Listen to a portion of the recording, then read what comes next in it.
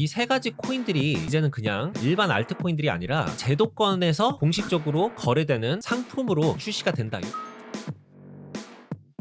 여러분 반갑습니다. 트레이더 원입니다. 첫 번째 기사를 한번 볼게요. 미국이 대만 관세를 20%에서 15%로 낮춰주기로 했습니다. 32%까지 올라갔었죠. 32%를 내게 하겠다라고 했다가 20%로 낮춰줬었습니다. 그랬다가 지금 이번에 15%로 다시 합의를 보게 된 거예요. 지금 미국이 대만 관세를 낮춰주는 대신에 대만이 미국 반도체 공급망을 지원하는 쪽으로 투자 패키지를 좀 같이 묶어서 가져왔기 때문에 15%로 합의를 다시 보게 된 겁니다. 추가로 신용보증까지 해서 총 5천억 달러를 투자하기로 했습니다. 이번에 하나로 치면은 한 670조 원 정도 됩니다. 관세가 낮아지면 무역 전쟁에 대한 불안 심리가 확실하게 좀 줄어들 수 있고 반도체 쪽으로 큰 투자금이 들어온다라는 소식이 시장 분위기를 다시 리스크 온으로 돌릴 수가 있습니다. 비트코인이랑 알트코인 같은 위험 자산 쪽으로도 수급이 계속해서 좀 들어오는 경우가 여태까지는 좀 많았었기 때문에 기대를 해볼 수가 있다. 단기적인 호재 이슈로 볼 수 있으면서도 선반영이 되었을 가능성도 좀 있습니다. 그래서 세부 조건이라든지 아니면 후속 발표 이런 것들에 따라서 변동성이 또 시장에서 나올 수 있다라는 점도 여러분들께서 좀 참고해 주시면 좋을 것 같아요. 두 번째 기사 내용을 보면요. 미국에서 가장 큰 파생상품 거래소 중 하나죠. 이 CME 그룹이라는 게 CME 거래소에서 카르다노죠. 에이다 선물을 출시를 한다라고 발표를 했습니다. 에이다가 메인으로 올라왔고 그 다음으로 체인링크랑 스텔라 루멘까지 해서 선물을 출시한다라고 발표를 했어요. 에이다 코인에 대해서 잘 모르실 수도 있는데 이더리움처럼 스마트 계약을 돌리는 약간 그런 플랫폼의 코인입니다. 그리고 탈중앙화 어플 D앱이라고 하는데 D앱을 개발하는 데 있어서 특화가 되어 있는 블록체인이라고 보시면 돼요. 비트코인처럼 채굴 형식이 아니고요. POS 시스템으로 돌아갑니다. 스테이킹으로 돌아가는 블록체인이라고 이해를 하시면 될 것 같아요. 그래서 전기를 훨씬 많이 아낄 수가 있는 시스템으로 굴러가고 있죠. 카르다노 네트워크에서 발생되는 수수료 같은 게 에이다 코인으로 지불을 하게 설계가 되어 있습니다. 그뿐만이 아니고 디파이랑 NFT 같은 생태계에도 개발을 계속해서 좀 하고 있는 그런 플랫폼이다라고 보시면 됩니다. 앞으로 사라지지 않을 가능성이 매우 높은 코인이고요. 전망이 매우 좋은 코인 중에 하나라고 예전부터 코인 분석가들 사이에서도 언급이 되어 왔던 코인 중에 하나라고 말씀을 드릴 수 있을 것 같아요. 그 외에도 이제 체인링크랑 스텔라 같은 경우에도 CME 거래소에 선물 상품을 같이 출시를 할 예정이라고 나와 있고요. 다음 달 2월 9일이라고 지금 나와 있는데 이게 2월 9일 날 출시를 하기 위해서는 규제적으로 통과가 되어야 최종적으로 상장을 시킬 수가 있습니다. 여기서 지금 중요한 포인트는 뭐냐면은 나오는 이 선물 상품이라는 게 마이크로 계약까지 같이 나온다라고 합니다. 무슨 얘기냐면은 기관들, 자산 운용사들, 큰 회사들뿐만이 아니라 개인 투자자들까지도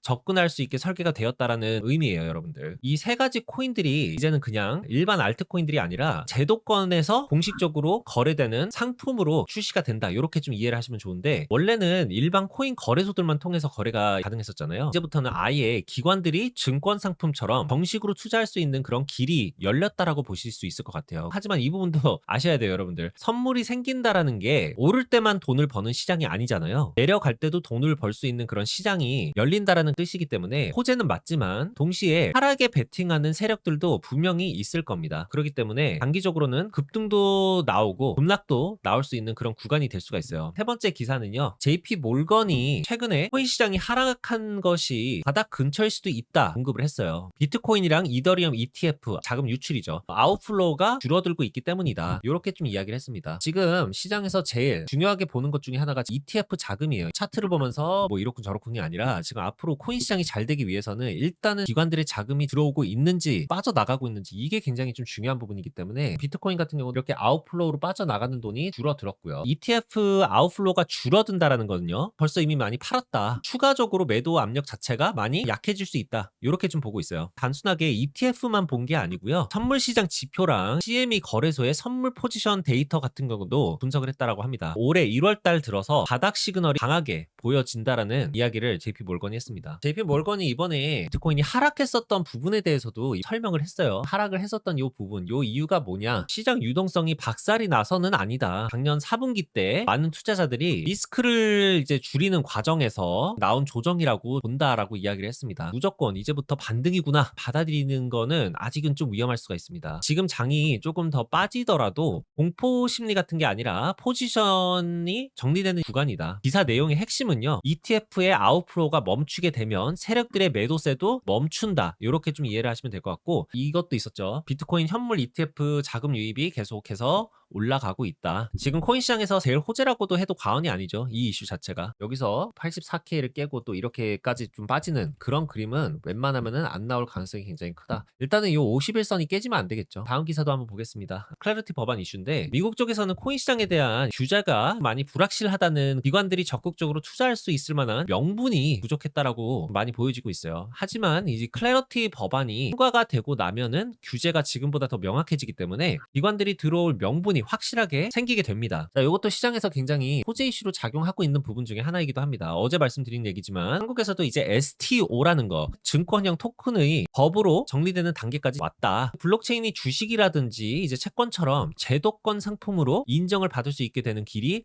열렸다. 예를 들어서 이제 이더리움 블록체인이 많이 사용이 된다. 그렇게 되면은 결과적으로 나중에는 오르게 될 거예요. 우리나라 기관들도 사용할 수 있는 날이 멀지 않았을 수 있다. 이게 이더리움 신규 지갑이 얼마나 늘어났느냐 이런 거를 지금 보는 건데 10월 달부터 1월 달이 되면서 2배가 넘게 올랐습니다.